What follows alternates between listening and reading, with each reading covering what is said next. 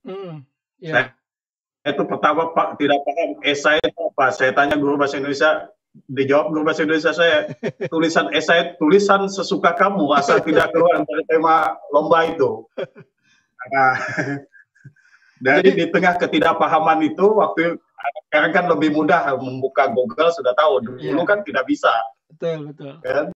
Hanya kita mencari ke perpustakaan, buka kamus KBBI itu, akhirnya kita Hmm, berkenalan ini namanya KBBI. ya ya. Dapatlah kita ikut lomba itu, sekali pertama 92 itu saya kalah. Tidak ada Ya. dapat apa-apa. Itu kelas Tapi berapa dari itu, situ Kang Maman? kemudian muncul motivasi. Nah, Kelas berapa waktu itu ikut dua lomba? SMA, Kelas 2 SMA ya. kelas 2, Oh. kelas 2 SMA. Nah, kemudian tahun 93 ada lomba lagi diadakan oleh Pusat Pembinaan Bahasa Indonesia di Jakarta, Mm-mm. tapi waktu itu per provinsi, jadi seleksinya per provinsi. Itu waktu itu Saya ikut mengawali lagi, itu mewakili provinsi mana tuh, Kang Maman? ya Kalimantan Timur masih. Masih Saya Kalimantan Timur. SMA-nya kan di Lombok. Oh, oh Iya, kuliahnya baru di saya SD Banjarmasin ya. sampai itu di Lombok. Kuliahnya baru di Banjarmasin. Kuliah saya di Banjarmasin karena dikirim. Betul. Iya, iya, iya. Jadi tahun 93 itu ada lomba seperti itu, seleksinya tingkat Mm-mm. provinsi, tapi pusat yang menilai, kirimnya ke Jakarta. Oh, Nah, entah ya. karena Kaltim itu pesertanya sedikit atau bagaimana, Mm-mm. tiba-tiba ada pengumuman sampai ke sekolah, saya ditetapkan sebagai juara 1 tingkat provinsi Kalimantan Timur. Wah, luar biasa. Nah, Itu waktu itu pesertanya berapa, Kang Maman? Saya tidak tahu jumlah peserta dari Kaltim itu berapa, karena dia kan per provinsi, di pusat dikumpul di Jakarta, di Pusat Pembinaan Bahasa Indonesia. Baik. Apakah saya sendiri aja yang ikut? Jangan-jangan sendiri aja, Ya, jangan-jangan. cuma waktu itu saya khawatirnya saya sendiri aja. Ya anggaplah saya sendiri aja waktu itu. Artinya ada keberuntungan di sana. Ada keberuntungan nasib memang. Hadiahnya waktu itu uang 400.000 di tahun 90. Luar biasa itu. Di tahun 93 itu uang 400.000 kita sekarang lah. Itu kan mengajak teman makan, membelikan keponakan boneka dan sebagainya. Betul, betul. Saya tidak tahu kalau juara provinsi itu dipanggil ke Jakarta untuk diseleksi secara nasional. Iya. Nah, yang tahu itu adalah Kanwil Dikbud Kaltim. Waktu itu. Nah, ketika surat itu datang ke Longiram, dia melalui pos, waktunya sudah lewat 1 minggu. Gitu. Jadi sewaktu pengiriman itu sudah lewat 1 minggu. Tapi lombanya belum dilaksanakan. Saya tetap milir disuruh kepala sekolah. Sudah. Jadi saya milir tetap disuruh kepala sekolah temui Kanwil. Kenapa suratnya baru sampai? Saya milir ke Samarinda, saya tanya. Ya tidak ada jalan lain di sana, tidak ada HP, tidak ada telepon, ada SSB katanya. Kemudian siapa yang dikirim ke Jakarta? Yang dikirim ke Jakarta anak SMA Negeri 2 Samarinda, yang juara 2-nya katanya. Berarti ada 2 orang sudah. Oh, berarti tidak anak SMA 2 itu. Berarti tidak jadi ya, sendiri tadi ya. Berarti tidak sendirian saya ikut lomba itu. Nah, mulai itulah saya kemudian digelar oleh guru di SMA itu, saya pemburu dolar katanya. Tiap ada pengumuman lomba saya ikut. Nah, sampai 94 ketika saya mau lulus, ISMI pusat waktu itu ketuanya Pak B.J. Habibie mengadakan lomba yang sama, penulisan esai. Kesempatan kedua ada. Oke, itulah kesempatan kedua ada. Kemudian juara lagi. Waktu itu juara 3. Gitu kan. Nah, mulai itulah motivasi saya lulus SMA. Kemudian sempat menganggur 1 tahun. Rupanya tulisan saya yang waktu juara tingkat provinsi itu dapat perhatian oleh Harian Pagi Manuntung dulu. Kaltim Pos sekarang. Kaltim Pos sekarang ya, betul. Nah, Kaltim Pos. Waktu itu zamannya Samurung Silaban, kemudian Rijal Effendi yang sekarang wali kota Balikpapan. Kemudian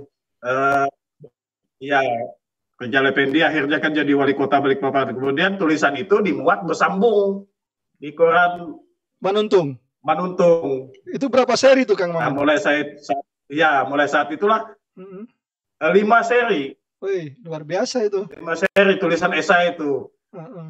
Ya, judulnya waktu itu mengapa pelajaran bahasa Indonesia membosankan. Nah, tawarannya waktu itu pelajaran bahasa Indonesia itu kenapa dianggap membosankan? Karena susastra dengan tata bahasa itu digabung, padahal konsep pendidikannya beda. Sastra lebih kepada perasaan, penghayatan, tata bahasa lebih pada keterampilan berbicara. Harusnya dipisah. Itu tawaran di tulisan itu. Kemudian tulisan di Manuntung itu berlanjut, ada mahasiswa Unmul ngambil S1 bahasa Indonesia menjadikan skripsi. Datang ke Longira mewawancarai saya, kenapa begini, kenapa. Akhirnya jadi skripsi. Saya dikirimi satu, padahal saya SMA masih itu. Dikirimi satu jilid skripsi anak S1. Saya 1 tahun itu, kemudian tahun berikutnya 94 saya lulus. 95 itu ada program pendidikan luar daerah kesehatan non keperawatan. Itu di Samarinda masih. Keperawatan sudah ada di Kaltim, yang non keperawatan di waktu itu tesnya di Samarinda, tapi pilihannya macam-macam. Ada fisioterapi di Solo, ada analis di Bandung, macam-macam. Saya waktu itu dipesani orang tua, jangan keluar Pulau Kalimantan. Kalau kamu sakit, saya telat datang, bilang orang tua saya, kalau saya meninggal, kamu telat datang juga, saya sempat dikubur. Akhirnya ngambilnya yang di Banjarmasin, yang dekat, yang penting keluar Kaltim, gitu kan. Dapatlah, dapat sanitasi, lulus di D3 sanitasi. Beasiswa waktu itu? Pendidikan ahli media sanitasi Banjarmasin. Iya, beasiswa Kaltim. Jadi semua biaya kita ditanggung di sana, kita orang tua mengirimkan biaya kita untuk kebutuhan di luar kuliah dan di luar makan. Kuliah, tapi saya terus menulis. Kemudian karena kiriman orang tua ini agak sedap, saya mulai pikir, saya ini punya kemampuan menulis, kenapa tidak dimanfaatkan? Akhirnya saya coba ke Banjarmasin Pos waktu itu. Saya masih ingat nama pemimpin redaksinya itu bernama Kusumaningrat, mungkin masih hidup sampai sekarang. Terakhir dia menjadi pemimpin redaksi Harian Kontan di Jakarta. Saya jual nama Pak Rijal. Yang Manuntung, yang Manuntung. Saya mentor saya Pak Rijal Effendi, saya bilang. Telepon Manuntung, yang sekarang jadi wali kota Balikpapan. Ditelepon rupanya Pak Rijal. Ya, itu pernah menulis di harian kami. Pernah juara ini, akhirnya diterimalah di situ, dan akhirnya tulisan saya setiap sekian hari, bila tidak ada yang mengirim, saya mengirim di situ. Saya memiliki kewajiban mengisi kekosongan ruang opini di salah satu halaman di harian pagi Banjarmasin Pos. Berlanjut ke situ, kemudian ada lomba-lomba, beberapa lomba. Cuma waktu itu karena kita kuliah di Banjar disebut mewakili Kalimantan Selatan, gitu kan. Karena kita orang Kalimantan Timur, ya kebetulan kuliah di sana. Selesai, pulang ke Kaltim, saya pas tahun 99, memasuki tahun milenium 2000 itu, orang di kampung saya mengira ini jadi guru. Saya pulang ke Longiram, sementara keluarga saya sudah pindah ke Samarinda. Saya pernah bersoalan sama saudara-saudara, apa yang kamu cari di Longiram? Bilang, karena saudara saya sudah di Samarinda sana, ibu saya di Samarinda. Saya bilang di sana ada makam almarhum ayah, kemudian masih ada rumah. Jadi saya tetap kembali ke Longiram. Cita-citanya waktu itu tidak usah muluk-muluk, ya cukup mengabdi di Longiram jadi apa kayak gitu. Ternyata saya pulang ke Longiram, guru-guru di SMP program itu habis. Kewajiban kualifikasi S1 waktu itu. Karena banyak guru itu D3 SMP itu waktu itu. Ada yang PGSMTP cuma D1. Jadi wajib pendidikan. Akhirnya saya ngajar di SMP. Gara-gara saya ngajar itu, saya belum dapat tempat di Dinas Kesehatan.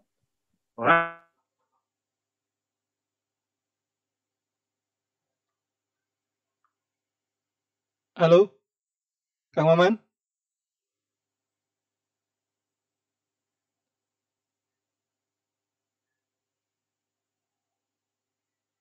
Pernah menjadi finalis lomba karya ilmiah Iya. di Jakarta waktu zaman Kepala Dinas Pendidikannya Pak Frederick Elia. Insinyur Frederick apa dulu? Iya. Frederick Elia. Beliau ikut Jakarta. Mandi kami waktu anak itu presentasi.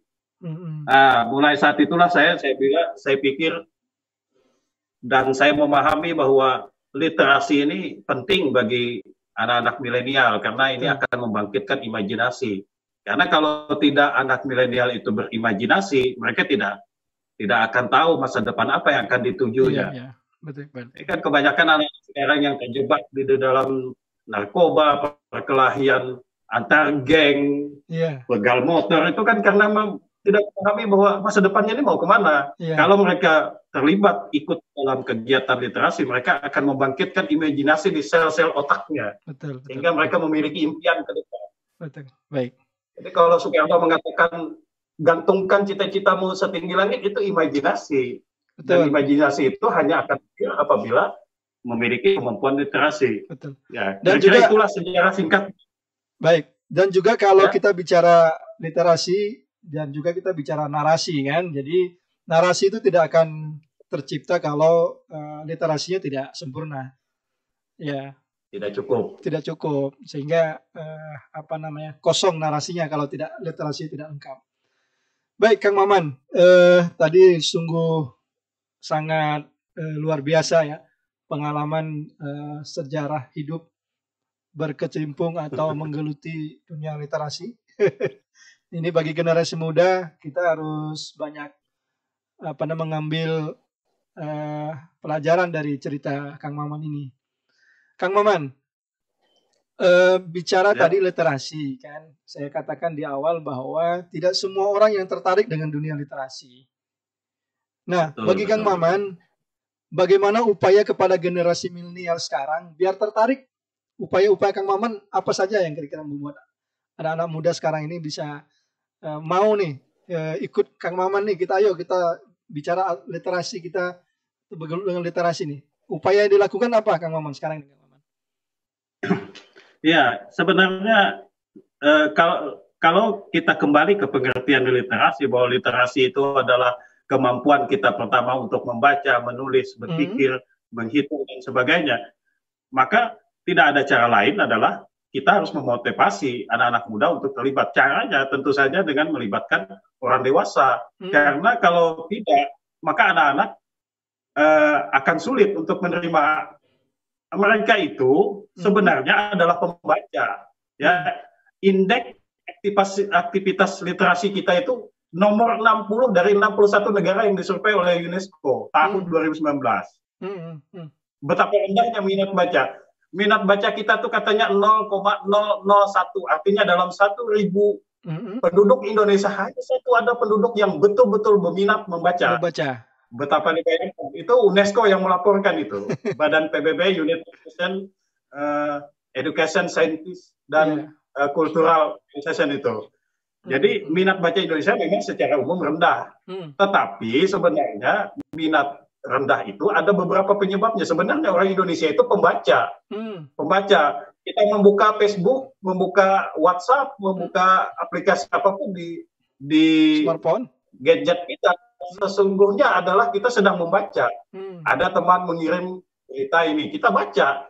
Itu adalah aktivitas membaca. Nah, yang dibutuhkan dalam literasi adalah membaca pemahaman. Mungkin Bung Jemidi pernah dulu waktu SMP ada bab di dalam bahasa Indonesia membaca pemahaman. Kita diberi satu paragraf, kita membaca, dipahami, disimpulkan. Nah, saya tidak paham kurikulum sekarang masih adakah itu, karena kata seorang ahli di Inggris, orang Indonesia itu banyak yang membaca tapi tidak paham apa yang dibaca. Iya, betul. Ini memberikan banyak yang membaca tapi tidak paham apa yang dibaca. Jadi maksud saya, kegiatan literasi ini harus dimulai paling dekat itu adalah dari lingkungan keluarga. Lingkungan keluarga harus misalnya mewajibkan setiap anak yang diberi smartphone, diberi gadget, diberi gawai, itu diwajibkan dalam satu hari bila dia menggunakan smartphone itu misalnya 2 jam, dia minimal 10 menit atau 30 menit dari waktu yang digunakannya memegang HP itu adalah untuk membaca, karena di smartphone sudah tersedia berbagai macam perpustakaan digital yang bisa kita akses, novel, buku-buku riwayat perjuangan dan lain sebagainya. Bahkan kalau mereka tertarik dengan novel bukan karangan orang Indonesia, karangan luar negeri juga banyak di smartphone. Tinggal kita mengambil aplikasinya, kita buka, maka semuanya bisa kita akses. Jadi motivasi akan muncul dari anak muda, dari generasi milenial, khususnya di Kutai Barat ini, apabila kita memulai kegiatan ini, memulai dari lingkungan keluarga, lingkungan paling dekat, kemudian baru berlanjut ke lingkungan sekolah, kemudian berlanjut ke lingkungan kampung. Di kampung-kampung kan lagi marak ini, ada TBM, taman baca masyarakat, mungkin didanai dana desa karena ada peluangnya di prioritas penggunaan dana desa itu. Tapi ada beberapa kampung yang masih sepertinya anti membuka seperti itu, merepotkan karena mereka lebih cenderung mending kita membangun infrastruktur, lebih jelas pekerjaannya, lebih bisa dilihat. TBM ini penting karena ini menyangkut anak-anak kita. Baik. Iya, Kang Maman. Kembali ke tadi, saya ingin mendalami. Kalau saya pernah melihat kayak misal di Samarinda atau di Kukar lah, itu ada yang disebut dengan forum menulis lah. Kalau yang saya tahu dulu, saya masih tinggal di Tenggarong, namanya Forum Lingkaran Pena namanya. Itu komunitas. Nah, di Kubar ini adakah komunitas itu? Komunitas, yang mungkin Kang Maman bisa menceritakan. Jadi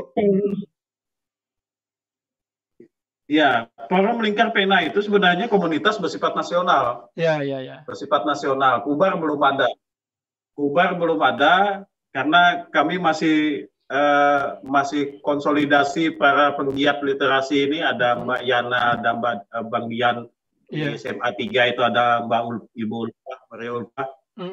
Kita lagi berkonsolidasi untuk membangun ini supaya ada perwakilan atau pengurus di tingkat kabupaten, Forum Lingkar Pena ini. Nah, saya sudah memulai dari 2017 di Logiram itu mendirikan rumah menulis. Pertama kan orang tidak paham rumah menulis itu apa. Rumah menulis itu apa? Karena saya tadi motivasinya anak itu sebelum bisa menulis dia harus bisa membaca. Nah, jadi setiap memulai memotivasi anak itu, saya katakan bahwa kamu adalah penulis bagi hidupmu sendiri. Kamu tentu ingat. Nah, kalau saat ini saya tanya, dari kemarin pagi sampai hari ini kamu tuliskan dalam sebuah kertas, apa yang kamu tuliskan? Pagi tadi saya bangun jam 8 atau jam 6, saya lalu sholat, atau jam 5 saya lalu sholat subuh, sarapan pagi saya ke sekolah, itu adalah tulisan. Nah, tulisan ini akan memotivasi kalau kita kumpulkan tiap-tiap hari, akan menjadi sebuah cerita perjalanan hidup kamu. Nah, seandainya cerita ini kamu ganti pelakunya dengan orang lain, kemudian kamu suguhkan di dalamnya ada konflik-konflik, entah itu konflik rumah tangga, konflik percintaan, konflik politik dan sebagainya, ini akan menjadi sebuah novel. Dan kamu jangan berharap bahwa saya akan menjadi penulis besar. Jangan dulu sampai ke sana. Minat menulis itu ditanamkan dulu. Kalau minat menulis, menjadi penulis itu adalah bonus dari Tuhan Yang Maha Esa. Itu barangkali. Jadi forum seperti ini memang penting di tingkat.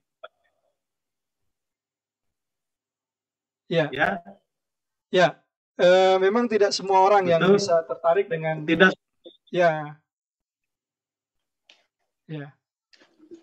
Halo Kang Maman. Siap. Jadi memang sarana-sarana di Kubar ini kalau untuk bicara literasi memang sangat terbatas ya.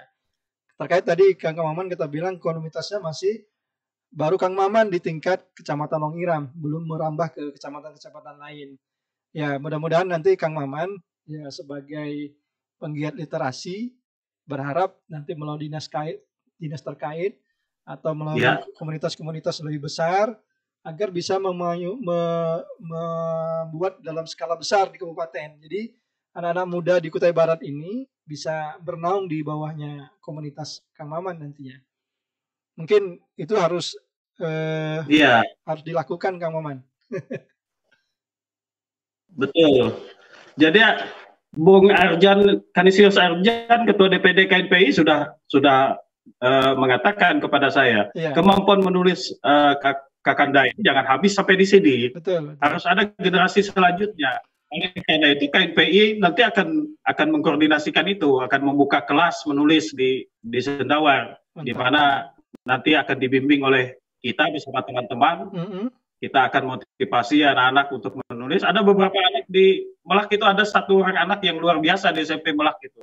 Dia bisa melukis, bisa menulis, dan orang tuanya sudah mengatakan kepada saya, seandainya Melak ini dekat dengan Umiram, anak ini akan saya titipkan dengan saudara untuk dibina, karena anak itu suka menulis katanya. Ada bakat. Tempat-tempat bibit-bibit seperti ada bakat, bibit seperti ini jangan sampai hilang. Betul. Jangan sampai hilang. Kubar ini pernah melahirkan penulis hebat di tingkat nasional, almarhum Ayahanda Kolri Layun Rampan.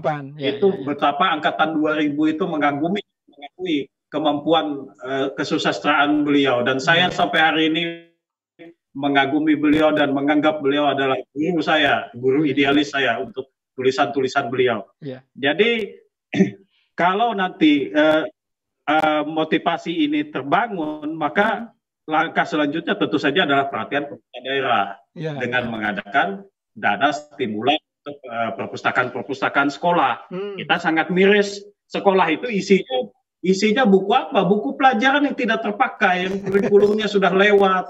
Jadi banyak di dalam perpustakaan. Saya memeriksa beberapa perpustakaan sekolah. Saya periksa ternyata buku kimia tahun 84 masih tersusun rapi.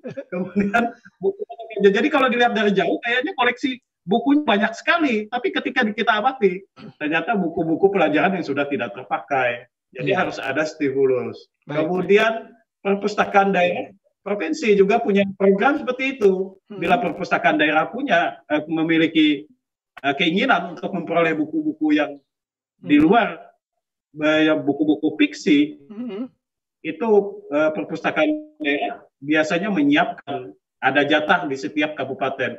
Kemudian lembaga-lembaga swadaya masyarakat di tingkat nasional juga kadang-kadang di forum-forum literasi itu menawarkan, silakan ajukan permohonan sekolah yang belum punya buku ini. Banyak itu, cuma kita mungkin kekurang tahuan informasi barangkali. Iya, baik. Kang Maman, siap. Dari sekian, kan biasanya orang literasi itu tidak semua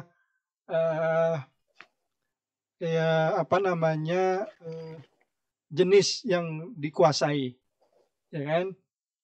Ada yang bicara novel saja, dia bicara fiksi gitu. Nah, Kang Maman ini spesialis apa nih kira-kira nih, Kang Maman? Saya ini sejak SMA kan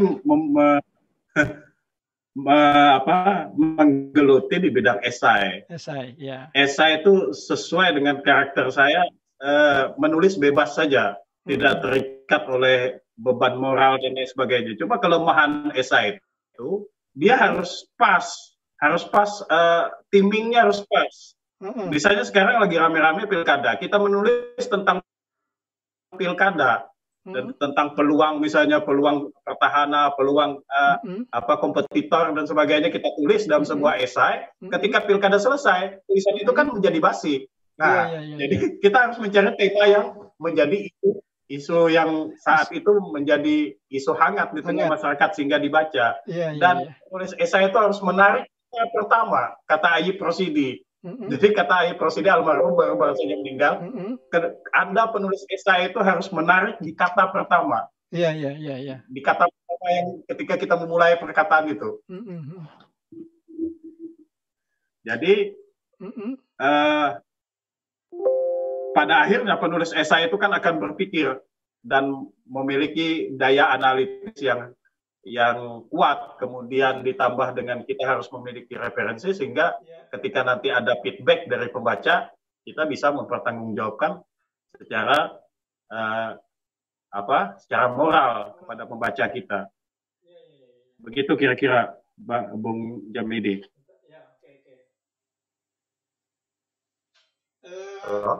Ya, Kang Maman.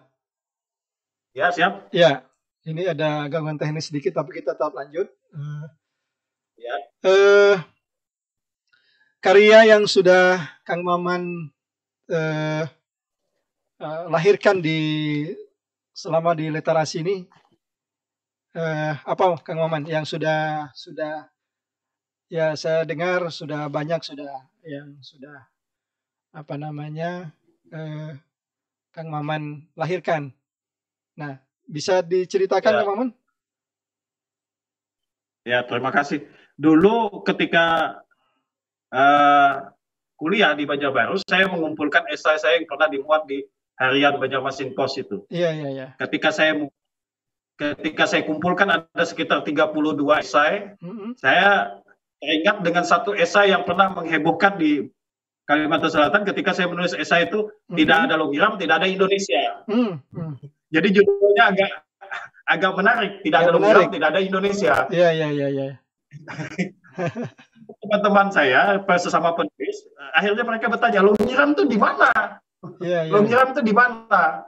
Ada yang bertanya, di Kalimantan Timur, kan? Saya menjawabnya sambil lalu Kalimantan Timur yang ada di Longiram, saya bilang. Jadi akhirnya mereka nyari di peta itu, di mana Longiram itu? Ternyata beberapa garis khatulistiwa sama dengan Pontianak. Nah dari itu menggelari saya Pangeran Longiram. Prince of Longiram bilang. Jadi buku akhirnya judul itu esai itu saya jadikan judul bukunya. Terbitlah di tahun 2000, sekitar tahun 2000 itu tak ada Longiram, tak ada Indonesia. Kumpulan esai di dalamnya. Itu ada di perpustakaan Kaltim. Kemudian kemudian beberapa tahun kemudian kumpul esai itu kan begitu, kita tulis hari ini, kita kumpulkan, kita tulis, asal ditulisnya di bawah esai itu kita ditulis pada tanggal sekian pada saat kejadian apa. Misalnya ketika ribut di Sumatera dulu ketika seruan ajan dianggap mengganggu, kemudian ribut terjadi amok massa, itu kan saya termasuk yang merespon itu dalam esai itu karena ada teman saya yang kebetulan Katolik, dia menulis soal ajan di harian Kompas karena dia dulu magang sama-sama saya, ternyata sekarang jadi wartawan betulan di majalah Kompas, dia menulis ajan bahwa ajan itu ada panggilan ini. Nah, beliau yang Nasrani saja memahami makna ajan itu. Saya bilang, masa kita Muslim tidak paham bahwa ajan itu sebenarnya meraih kemenangan, bukan menimbulkan pembakaran sana sini dan sebagainya. Betul. Nah, kumpulan esai itu kemudian ada satu esai di dalam. Biasanya esai itu kalau dikumpulkan mengambil salah satu judul dari esai di dalamnya. Iya. Nah, ada satu esai yang saya menceritakan tentang Masjid Longiram. Judulnya satu masjid 1000 lelucon. Karena Masjid Longiram itu sebenarnya pantas menjadi disebut sebagai masjid, bukan hanya sebagai rumah ibadah, tetapi juga situs sejarah. Karena perlawanan dengan Jepang di Longiram ini ceritanya diawali di masjid situ. Dan almarhum Kiai Nafis yang pertama kali mewakafkan tanah itu adalah surau tempat mengatur perlawanan dengan Jepang waktu itu, yang kemudian diwakafkan tanah jadi masjid itu. Nah, masjid itu sepanjang saya kecil sampai besar itu ada beberapa kejadian-kejadian lucu di masjid itu yang teringat di dalam pikiran saya. Akhirnya saya tulis kejadian-kejadian itu. Ada maling dikejar orang, waktu itu listrik belum ada, sampai jam 12 mati, padam. Jam 2 ada kemalingan, orang ribut sekampungan di Longiram itu, ternyata malingnya kabur masuk ke dalam masjid. Dikepung masjid tidak dapat, dia sembunyi di dalam beduk. Nah, tukang jaga masjid ini subuh-subuh tidak tahu apa-apa, tidak tahu kalau ada orang tidur di dalamnya, tiba-tiba memukul beduk itu sekeras-kerasnya karena tidak ada pengeras suara di zaman itu. Sampai pingsan maling di dalam itu sampai siang tidak ketahuan, ternyata ada maling di dalam. Itu cerita itu saya kumpulkan jadi satu masjid 1000 lelucon. Jadilah buku. Itu dicetak. Buku itu kemudian tersebar di mana-mana. Ada beberapa teman yang juga sempat membeli. Dicetak. Waktu itu mencetaknya sekitar 1200.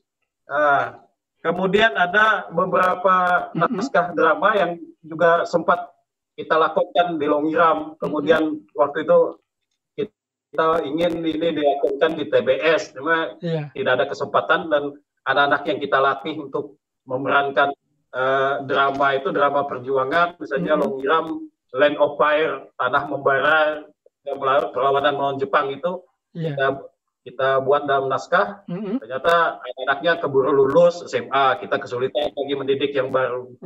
Terakhir itu buku ini yang tentang Pak Yapan kemarin. Oh iya, yang kemarin diseminarkan ya.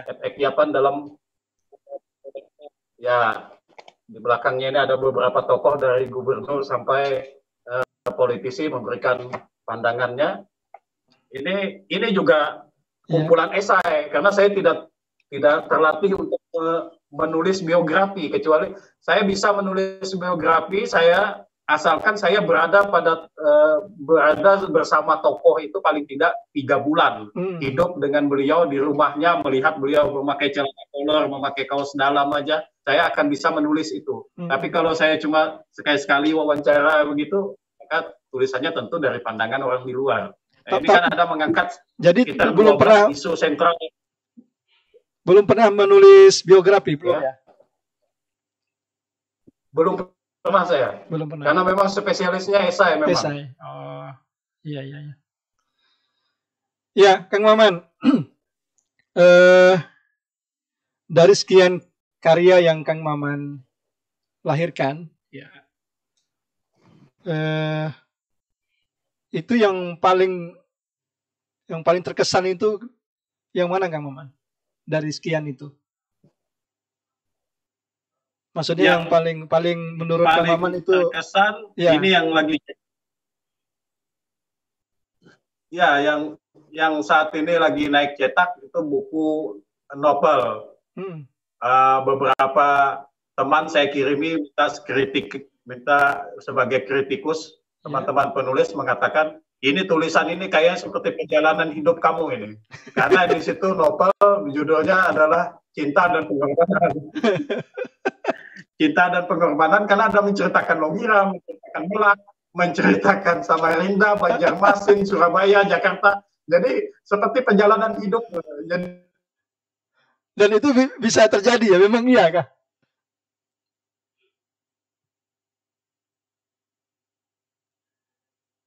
Iya, Kang Maman?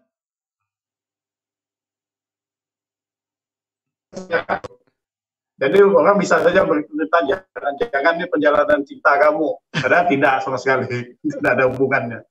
Oke. Itu saya baca juga beberapa status di medsosnya Kang Maman. Itu mau difilmkan ya? Rencananya seperti itu, proposalnya sudah masuk, naskah aslinya sudah saya kirim, Mas Hanung sudah mendekati Ram Punjabi, katanya di Star Vision terkendala di COVID ini. Saya diminta untuk datang ke sana tadinya tanggal 8 September, tapi di WA ditunda lagi, bilang sampai keadaan Jakarta aman. Di sana saya kemarin itu bincang-bincang sekilas, katanya untuk peran sampai dia remaja, tokoh di dalamnya itu dicari anak Kalimantan Timur sajalah, supaya tidak terlalu membesarkan biaya. Jadi ketika dia nanti adegan yang di Surabaya dan di Jakarta baru memakai artis nasional, gitu kan. Itu saran Mas Hanung kemarin. Jadi kita tunggulah perkembangannya. Saya juga tidak terlalu berani membesar-besarkan kalau belum ada kepastian dari pertemuan kita di Jakarta. Iya. Ya, ini sebuah karya yang luar biasa bagi Kalimantan Timur, khususnya Kutai Barat. Kalau seandainya tulisan proposal Kang Maman ini menjadi sebuah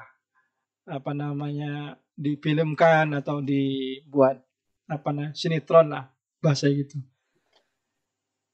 Kalau seandainya Kang Maman diterima proposalnya, kemudian filmnya sudah naik, ini diam di Jakarta atau tetap di Longiram nanti Kang Maman?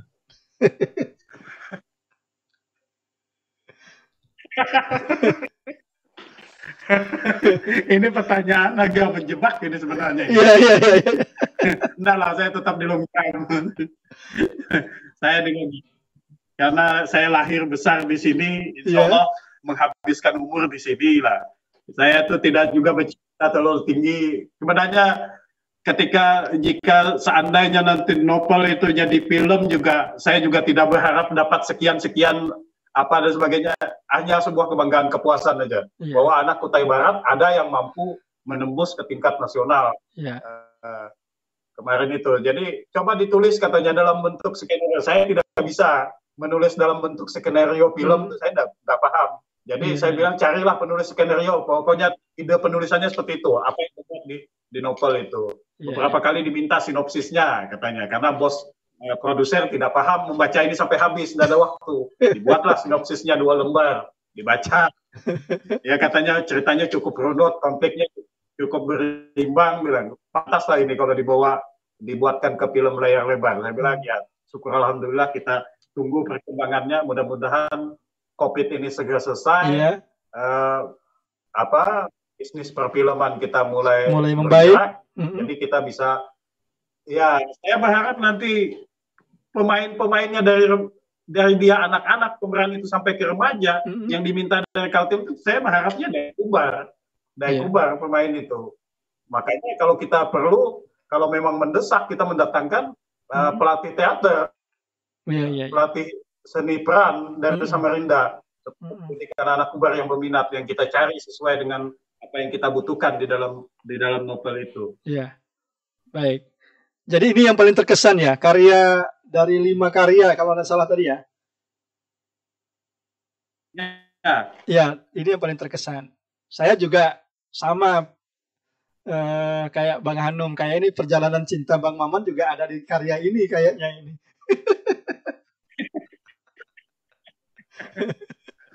Enggak lah, saya tidak pernah tinggal di Surabaya. Ada teman yang cerita ini dilarikan ke Surabaya, ke Jakarta, itu kan hanya sekedar kamuflase aja katanya. Kamuflase penulis saja. Sebenarnya ini menceritakan antara Kutai Barat, Banjarmasin katanya. Hanya 2 itu aja titik sentralnya. Kutai Barat, Samarinda, Banjarmasin. Kemudian dikamuflasekan ke Surabaya, ke Jakarta. Supaya tidak ada kesannya bahwa ini adalah perjalanan cerita. Sebenarnya tidak ada, sama sekali tidak ada. Oke.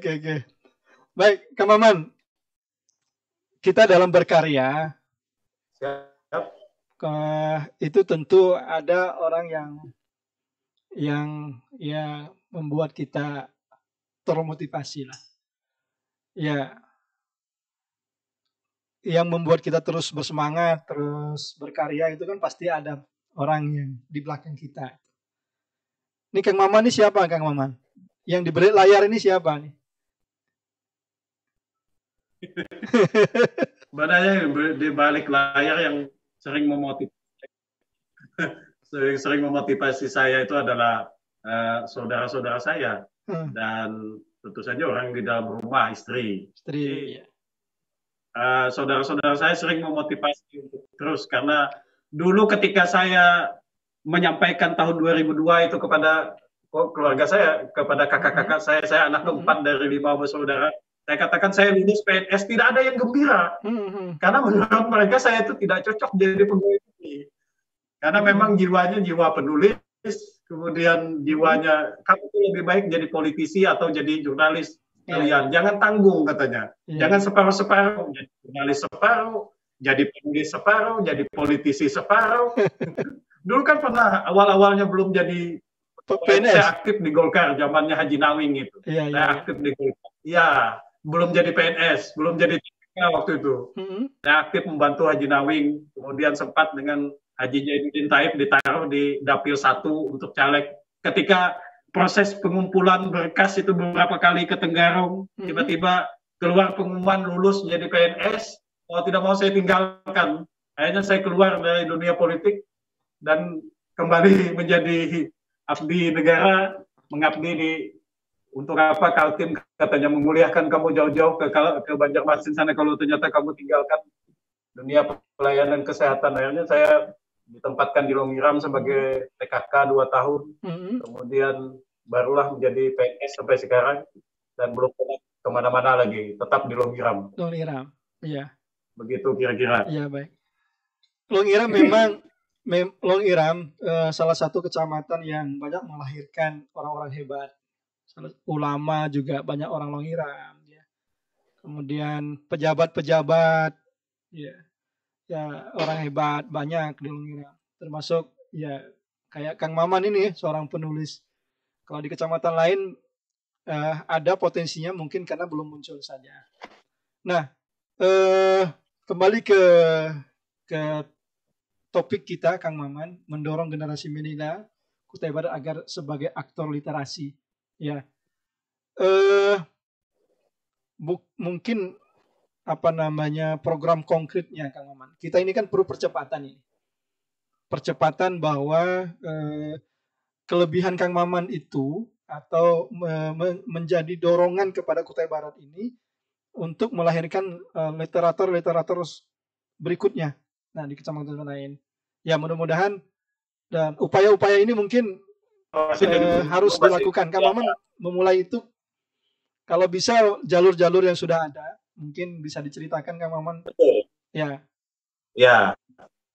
Jadi di luar dari program yang sudah dibuat oleh Bung Arjan di KNPI bahwa kita akan membuat semacam diklat literasi di tingkat kabupaten, kemudian ada juga nanti program bekerjasama dengan dinas terkait, yaitu dinas pendidikan, karena indeks aktivitas literasi itu berkorelasi dengan indeks mutu pendidikan.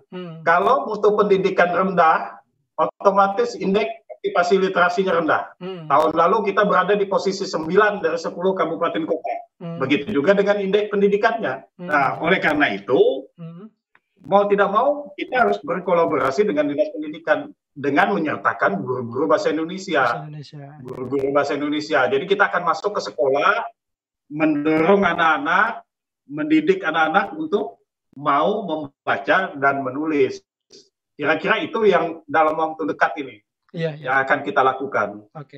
Ini kebetulan kita akan cetak nanti 2.000 buku ini lagi, kemudian akan kita bagikan, akan kita lombakan, lomba resensi buku. KNPI akan mengadakan mungkin di bulan bahasa bulan depan. Ini, jadi kita dari situ kita akan memetakan ini anak-anak yang berpotensi membuat resensi buku. Resensi itu menimbang tulisan ini mana sisi baiknya dan mana sisi buruknya. Jadi kita lihat di mana dia dapat kejelian dia melihat kelemahan tulisan ini, karena tulisan sehebat apapun pasti ada titik-titik lemahnya. Jadi itu harus dia buat di dalam satu tulisan. Dari situ kita lihat pemetaannya dan kita akan tahu di sekolah ini ada yang berpotensi, di sekolah ini ada yang berpotensi. Seperti itu. Kang Maman, di era digitalisasi sekarang, ya, membuat anak-anak generasi milenial itu sekali lagi saya bilang tidak begitu tertarik dengan membaca buku yang tebalnya mungkin di belakang Kang Maman itu, jangankan dibaca, dilihat aja kayak orang sudah mulai. Nah, dengan tantangan era digitalisasi sekarang ini, ya menurut Kang Maman upaya-upaya apa yang harus dilakukan? Karena memang ya kan hidup selalu berinovasi gitu. Ya. Betul. Nah, gini, dalam tantangan ini gimana yang Kang Maman biar literasi ini tetap eksis lah. Artinya anak-anak sekarang ini dengan era digitalisasi ini tetap masih mencintai literasi ini dengan cara-caranya yang modern sekarang. Ya. Ya. Jadi semua aktivitas sosial harus menyesuaikan dengan kondisi zaman, kecuali aktivitas agama biar bagaimanapun zaman berubah, aktivitas agama apa yang terbuat di kitab suci kan seperti itu. Tapi kalau aktivitas sosial, seni dan budaya harus menyesuaikan. Ya, tarian di Bali misalnya, yang dulunya hanya ditonton sekian orang, sekarang sudah berubah menjadi tarian yang sedikit bersifat eksotis, karena katanya kalau menari seperti biasa tidak ditonton orang. Nah, begitu juga dengan aktivitas literasi. aktivitas literasi harus menyesuaikan dengan kondisi yang serba digital sekarang ini. Oleh karena itu, kalau zaman dulu kita lebih banyak menulis di buku harian, maka kemungkinan pada masa-masa sekarang ini kita motivasi untuk menulis di perangkat-perangkat yang ada pada mereka. Jadi tidak mereka melulu membawa segala kertas, membawa pulpen dan sebagainya. Itu langkah pertama. Sebenarnya minat itu kegiatan literasi itu dipengaruhi oleh 4 faktor. Pertama ada yang disebut dengan minat yang bersangkutan. Nah, menumbuhkan minat itu harus ada orang yang bisa memotivasinya. Kemudian ada akses.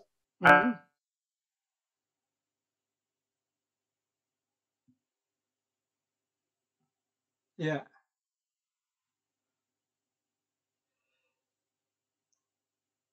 Ya, Kang Maman. Ya, sepertinya Longiram jaringannya lagi. Ya.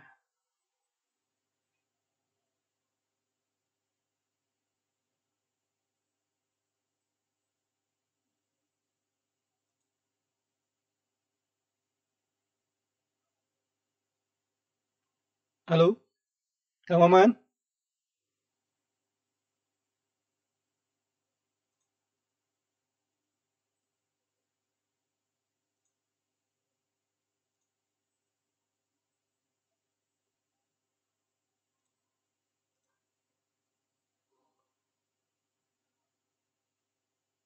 Ya, sahabat-sahabat semua,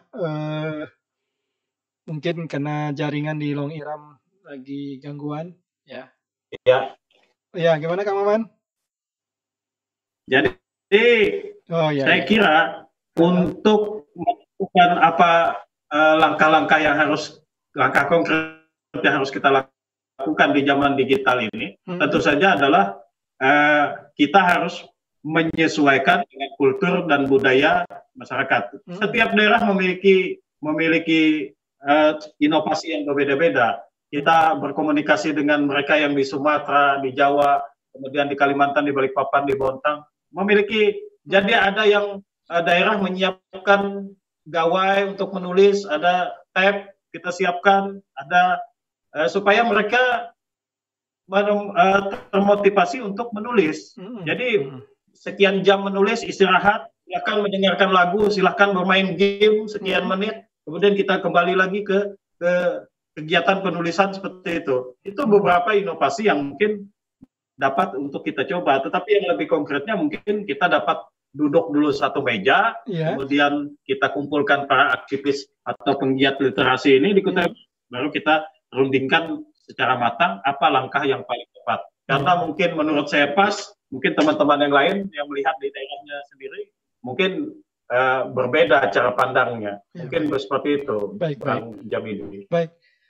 Ya, saya sepakat Kang Maman. Jadi untuk mengawali minat para generasi milenial, baiknya nanti melalui lembaga pemuda yang Kang Maman sekarang ini geluti di KNPI mengawali itu. Jadi buat mungkin nanti setelah membahas tentang karya-karya Kang Maman untuk diseminarkan, juga ada kelas-kelas khusus untuk semacam latihan-latihan menulis, ya. Kemudian setelah itu baru diatur, karena era digitalisasi mungkin ya buat grup-grup WhatsApp gitu, atau dengan cara-cara seperti ini bisa juga kita Zoom meeting dengan anak-anak muda lebih tertarik dan semacamnya. Mungkin banyak upaya lah, Kang Maman lebih mahir lah kalau masalah-masalah masalah-masalah literasi dan upaya-upaya itu. Baik Kang Maman, waktu kita sudah hampir 1 jam. Mungkin banyak yang harus sebenarnya ingin kita gali dari Kang Maman ini sebagai orang hebat di Kutai Barat terkait dengan literasi, ya. Untuk mungkin mengakhiri dari diskusi kita pada malam hari ini, Kang Maman mungkin ada pesan-pesan, ya, baik itu kepada masyarakat, kepada lembaga dan juga kepada pemerintah terkait dengan literasi ini, untuk mudah-mudahan para yang terkait bisa mendengarkan lah apa yang menjadi harapan Kang Maman. Silakan Kang Maman. Ya, terima kasih. Kepada saudara-saudaraku warga Kutai Barat yang saya cintai dan saya banggakan, literasi tidak akan berjalan apabila orang tua sebagai lingkungan terdekat dari generasi milenial tidak mengarahkan untuk mau membaca dari rumah. Untuk mau membaca dari rumah, maka orang tua harus menyiapkan buku yang kira-kira mampu membuka wawasan berpikir anak di rumah. Anak boleh diberikan smartphone, tetapi dibatasi waktu penggunaannya pada saat jam-jam tertentu. Kecuali pada saat pandemi seperti ini, karena ada pembelajaran lewat pembelajaran jarak jauh. Kemudian kepada masyarakat secara umum, kegiatan literasi juga harus didorong di tingkat kampung, tingkat kecamatan, sampai ke tingkat kabupaten. Kepada pemerintah daerah, saya percaya Bapak Bupati saat ini Epek Yapan memiliki kepedulian yang sangat tinggi terhadap kegiatan literasi ini. Beberapa kali beliau bertemu dengan saya menanyakan apa perkembangan literasi dan sebagainya, dan saya sudah menjelaskan kepada beliau. Kemudian karena kesibukan-kesibukan seperti ini, nanti kita rundingkan lagi bagaimana langkah-langkah selanjutnya untuk kegiatan ini, karena beliau percaya bahwa hanya dengan literasi generasi milenial Kutai Barat mampu berimajinasi tentang masa depan Kutai Barat. Bahwa masa depan Kutai Barat ada di tangan generasi milenial saat ini. Oleh sebab itu jangan disia-siakan, jangan terlibat narkoba, minuman keras, dan lain sebagainya yang justru akan merusak generasi muda Kutai Barat di masa depan. Itu barangkali pesan terakhir saya, Bang Jamidi. Terima kasih sudah diundang untuk di podcast akun Bang Jamidi ini, yang sudah ditonton mungkin ribuan orang di Indonesia. Teman-teman kemarin sudah WA saya, Bang ini saya banyak membaca aja di flyernya itu tanggal berapa, hari apa. Mungkin saat ini sedang menonton ya. Terus terima kasih sekali lagi karena sudah membesar-besarkan saya, sebenarnya tidak sebesar itu. Ya, kira-kira itu Bang Jamidi. Baik, terima kasih Kang Maman. Sahabat-sahabat Facebooker, kita sudah 1 jam berbincang-bincang dengan Kang Maman, ya, salah satu penggiat literasi Kutai Barat yang sudah melahirkan beberapa karya, dan juga nanti sebentar lagi kalau tidak ada halangan dan rintangan juga karyanya akan difilmkan di layar lebar, dan ini sebuah kebanggaan bagi kita semua sebagai orang Kutai Barat. Saya juga merasa bangga dan Anda semua juga akan merasa bangga. Dan Kang Maman, podcast saya ini juga bermitra dengan podcastnya Jakarta, Gaspolting Institute. Jadi alhamdulillah karena kata Kang Maman kita harus berkreasi dan berinovasi dan juga berkolaborasi. Alhamdulillah podcast saya ini ditonton ribuan Pak Kang Maman setiap kali tayang itu, alhamdulillah. Jadi Kang Maman ditonton juga teman-teman Jakarta nih dari Gaspolting. Oke, sahabat-sahabat semua, demikian perbincangan kita malam hari ini. Terima kasih buat Kang Maman, terima kasih buat sahabat-sahabat Facebooker semua, dan tunggu episode berikutnya dengan konten-konten yang lebih menarik. Nanti kita akan melahirkan juga pembicara-pembicara yang hebat-hebat di Kutai Barat, yang nanti tujuannya adalah untuk memberikan inovasi, memberikan ide-ide kreatif, dan juga memberikan langkah-langkah kolaboratif kepada kita sebagai generasi sekarang ini untuk mengisi pembangunan di Kutai Barat ini. Sekali lagi terima kasih Kang Maman, terima kasih untuk semuanya. Assalamualaikum warahmatullahi wabarakatuh. Salam sejahtera untuk kita semua. Waalaikumsalam warahmatullahi wabarakatuh.